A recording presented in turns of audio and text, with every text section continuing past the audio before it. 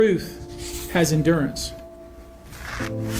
The acts complained of in these cases that we're going to file occurred primarily in New York, either Manhattan or the Hamptons, or occurred in California, primarily in Los Angeles, or in Florida, primarily in Miami.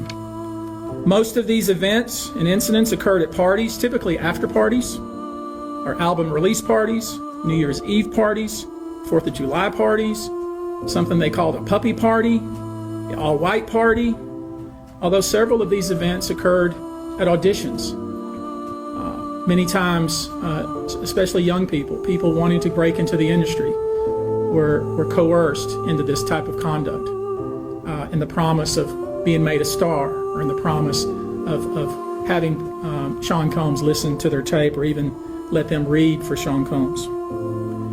You should know that some of this behavior occurred at well-known venues in New York City. Some of this behavior occurred at private residences of people that we all know. Some of this behavior occurred at hotels that we're all familiar with. You should know that more than 55% of the victims filed reports, reported this conduct to either the authorities, that is the police, or to hospitals. We're in the process of collecting with our team assistants, medical records, reports that were made to the authorities, and I've already said that some of the individuals in this group did in fact talk to the FBI. You should know that several of the individuals, and when I say several, I mean many, who did in fact seek medical treatment were drug tested, and drugs were found in their system, weird drugs that you probably never heard of. One in particular that continues to pop up is a drug called xylazine, or trank, which based on our research is known as a horse tranquilizer. Now, there's been a lot of reports that we're filing a class action. This is not a class action. Class action is when one or two people file a case on behalf of a group of people. That's not this. These cases will be individual cases. Each case will live and die on its own merit. These cases will be filed individually, one plaintiff against whoever the defendants were involved in the case. Each case may be filed in one venue like California, another case may be filed in New York. One case may sue just Sean Combs, but multiple other people. One case may sue a range of people.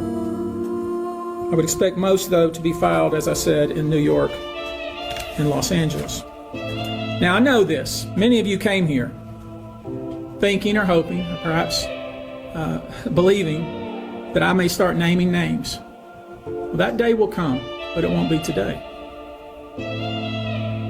The day will come when we will name names other than Sean Combs, and there's a lot of names. It's a long list already. And of course, I already know who some of these individuals are, but because of the nature of this case, we're going to make damn sure that we're right before we do that. But the names that we're going to name, assuming that our investigators confirm and corroborate what we've been told, are names that will shock you.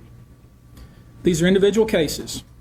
There are indeed other perpetrators involved. They will be revealed when that particular individual case is ready to be filed. They already know who they are.